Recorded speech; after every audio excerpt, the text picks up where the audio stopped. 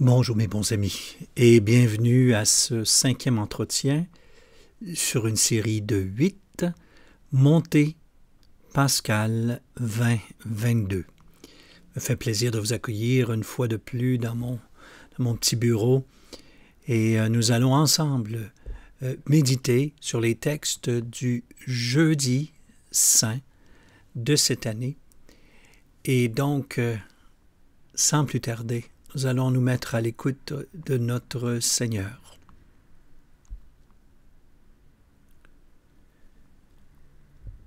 Dieu d'éternité,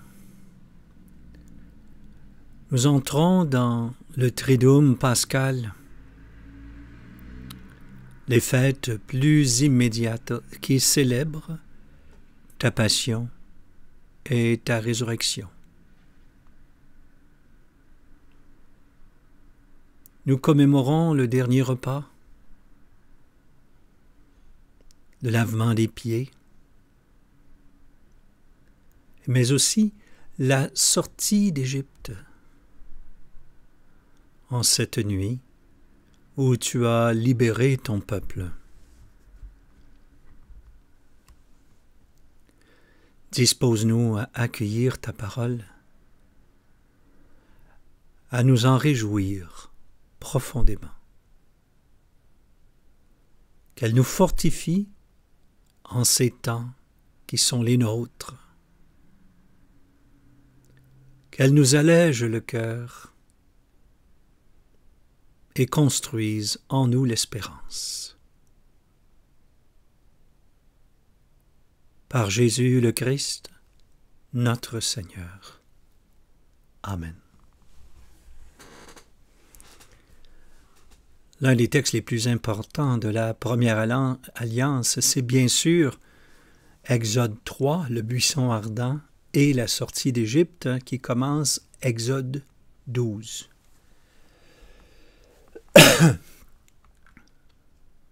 Le Seigneur dit à Moïse et à son frère Aaron, « Ce mois-ci sera pour vous le premier des mois. Il marquera pour vous le commencement de l'année. Parlez ainsi à toute la communauté d'Israël le 10 de ce mois, que l'on prenne un agneau par famille, un agneau par maison. » Pour le peuple de Dieu, le premier mois, à cette étape-là, n'est pas au mois de janvier. C'est à partir du moment de la renaissance de ce peuple sous la conduite de Dieu. C'est que on marque à cette époque-là la nouvelle année parce que c'est là que ce peuple arrive à l'existence par un appel. Bien sûr, on pourrait parler du buisson ardent, de l'appel de Moïse, mais là, c'est la destinée commune qui prend forme. Donc, on retrouve cette idée que le peuple existe à partir du 10 de ce mois.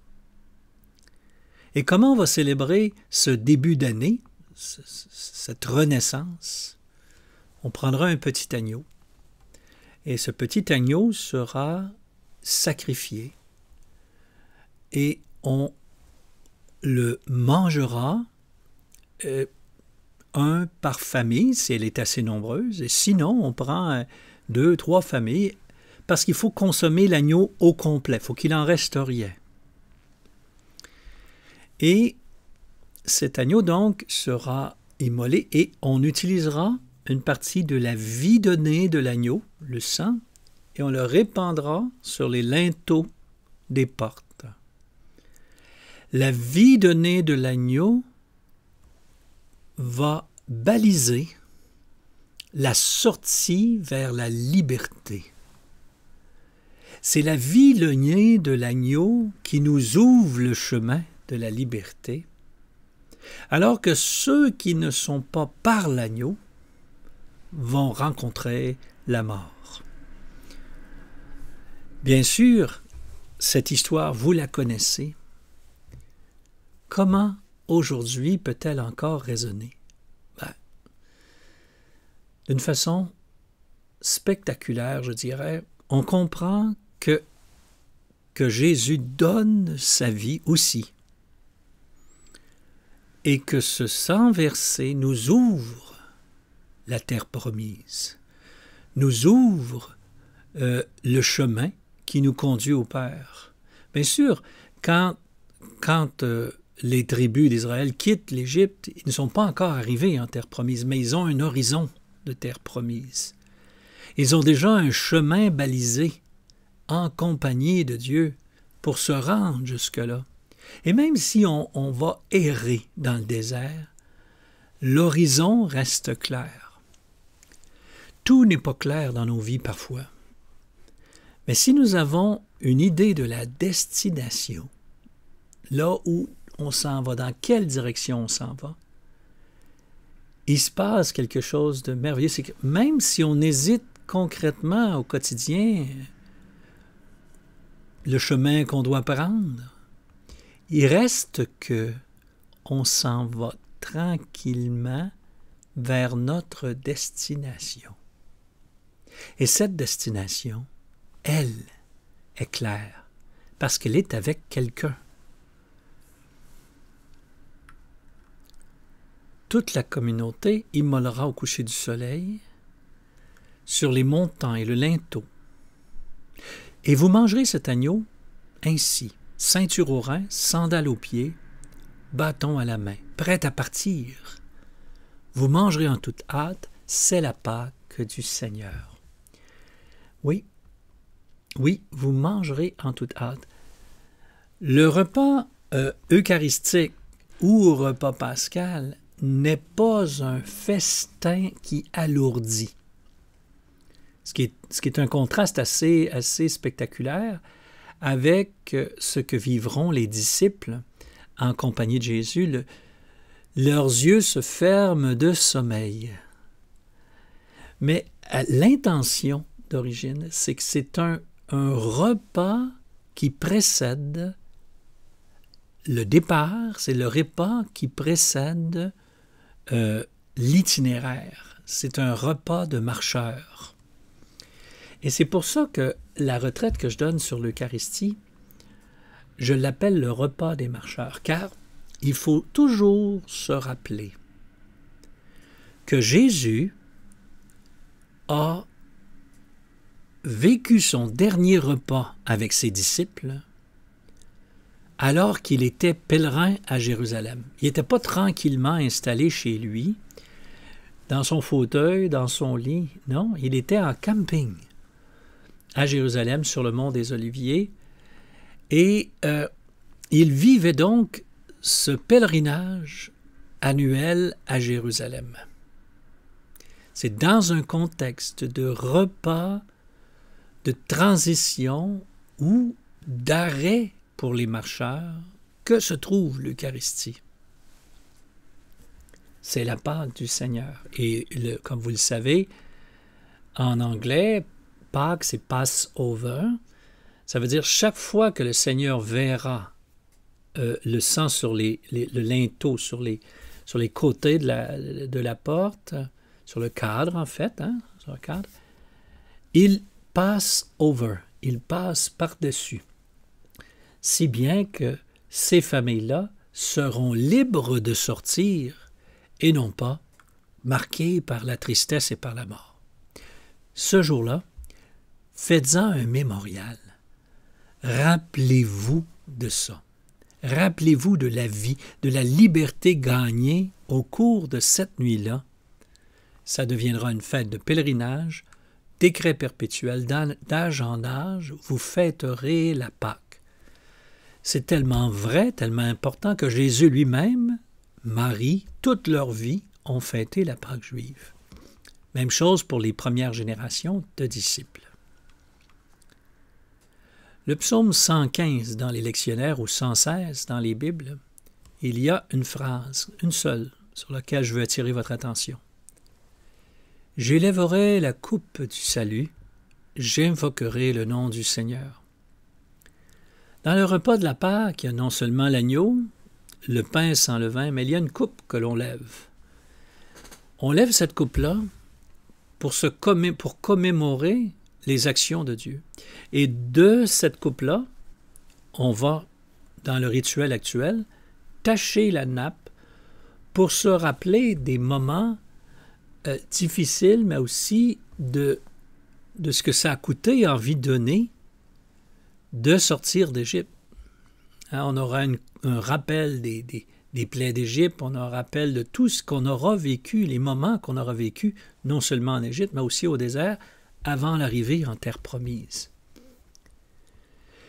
La coupe du salut, la coupe qui symbolise le salut, la coupe du sang versé qui est à la fois action de grâce, à la fois joie, et en même temps rappel de la vie donnée, du sang versé qui nous a donné la liberté.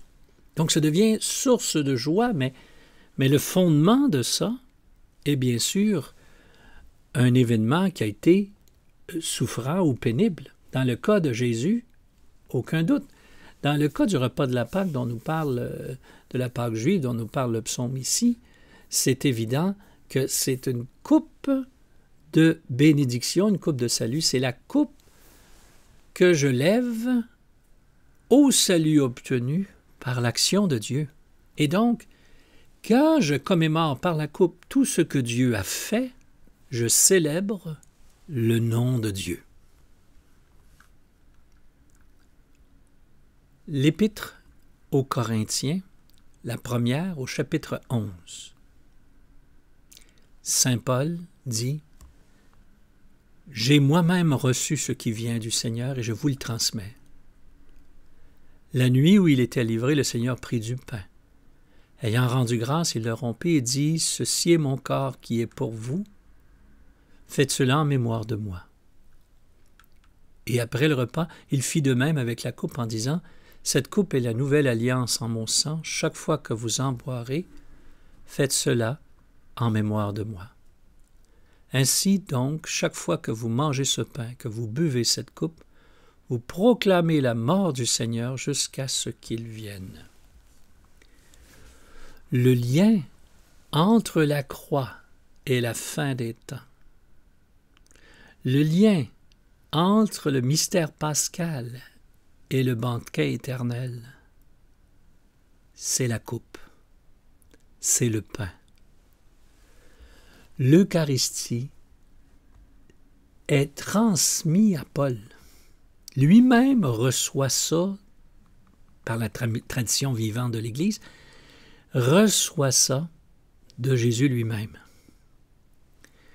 Et ce texte-là est celui que l'on redit pour les catholiques à toutes les messes depuis 2000 ans. Cela, nous le recevons de Jésus. Et nous le disons de Jésus, comme Jésus. Et le fait de ceci en mémoire de moi est bien sûr le rappel du don que Jésus fera de lui-même à la croix. Mais c'est aussi, faites ceci, ça inclut tout ce que Jésus a fait, faites-le en sa mémoire. C'est-à-dire que Jésus n'est pas venu seulement nous enseigner un rituel, aussi saint soit-il, de l'Eucharistie. Il est venu nous apprendre une manière de vivre, une manière d'être. Le dernier repas est le dernier geste de la liberté de Jésus. Après cela, il sera fait prisonnier et, comme il dit, il se laissera livrer. Hein? Il sera livré. D'abord aux autorités juives, ensuite aux autorités romaines. Jésus, dans son dernier repas, non seulement donne le sens de toute sa vie, il donne aussi le sens de sa mort. c'est un service, c'est un don pour que vous ayez la vie, que vous receviez sa vie. Le dernier repas, l'Eucharistie, n'est pas quelque chose, ce n'est pas un rite. C'est quelqu'un qui se donne à nous aujourd'hui. C'est quelqu'un qui s'offre à nous aujourd'hui. Pas quelque chose, c'est quelqu'un. Donc, dans le dernier repas, on commémore la vie donnée de Jésus et on se rappelle l'éblouissement de la transformation dernière dans le Christ, tout comme dans son corps mort Jésus est passé à la vie, de même tout ce qui est lourd et mort dans notre monde passera à la lumière. C'est ça qu'on célèbre, c'est d'appartenir à ce grand mouvement qui passe de la mort à la vie. Et si parfois en nous, nous percevons surtout la mort, ça ne veut pas dire qu'il n'y a pas de vie, ça veut dire qu'on n'y porte pas attention. À travers le repas, à travers l'Eucharistie, nous recevons la vie divine. Le germe qui a été placé en nous sous forme du grain de la parole, sous forme du baptême, de la confirmation, etc., ce grain est alimenté, est soutenu par l'Eucharistie régulière.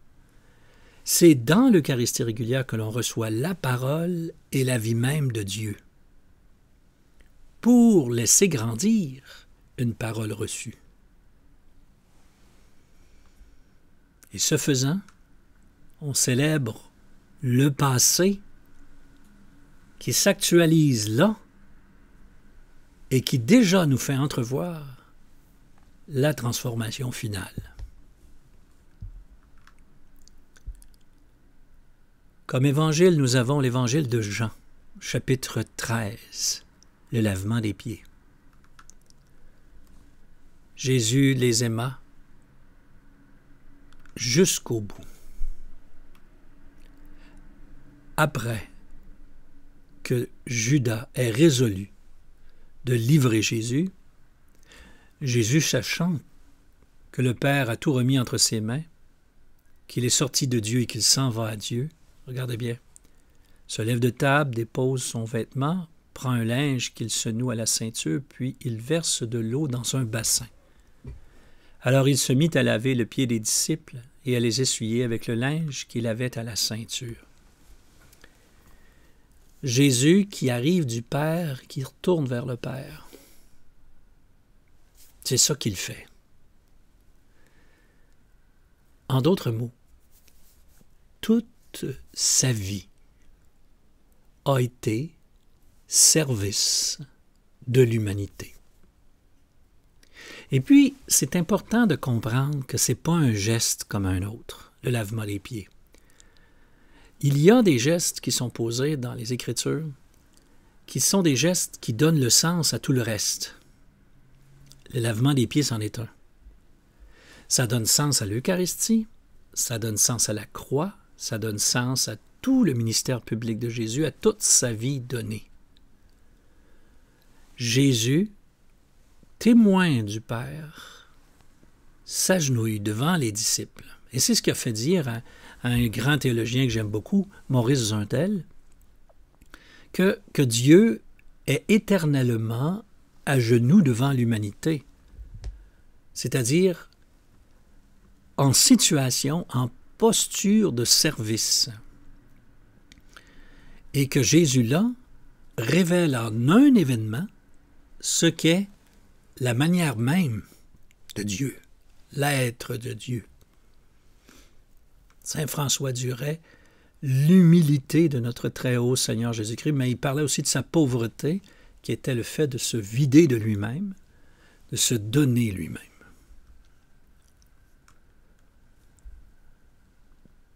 Apparemment, Saint Pierre s'objecte.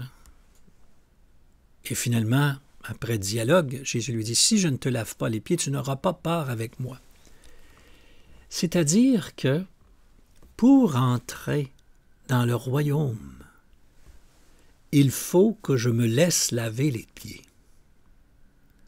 Il faut que j'accueille le service de Dieu à mon égard. Il faut que j'accueille la vie donnée de Dieu. Donc, c'est un accueil d'une vie donnée, d'une vie de service pour moi. Et c'est ça qui fait que j'entre dans la vie. C'est lorsque j'accueille cette vie. Alors, Saint Pierre, avec sa générosité habituelle, pas seulement les pieds, la tête, alouette, Jésus dit, pas nécessaire. Est-ce que tu as compris? Est-ce que vous avez compris ce que je viens de faire? Je suis le maître, c'est vrai, je suis le maître et le Seigneur. OK, parfait. Et pourtant, moi, je vous lave les pieds. Donc, lavez-vous les pieds les uns les autres. Soyez pour les autres vie donnée, vie de service. Et ce n'est pas seulement par des paroles que Jésus le fait, c'est par son exemple, c'est par son aide tout entier qu'il le fait, afin que vous fassiez vous aussi comme j'ai fait pour vous. Il existe des textes qui sont intéressants et qui sont intéressants pour ce qui s'est passé, comme un événement. Il y a d'autres types de textes qui nous donnent sens. Tout ce qui se passe, ce sont des gestes hautement symboliques qui sont la spécialité des prophètes. Les prophètes vont poser un geste, mais qui est pour aider les gens à interpréter tout ce qui est en train de se passer. Ézéchiel, lorsqu'il a ouvert un chemin à travers son propre mur pour sortir par l'extérieur, est en train de dire « Voici qu'approche l'exil, préparez-vous à partir. »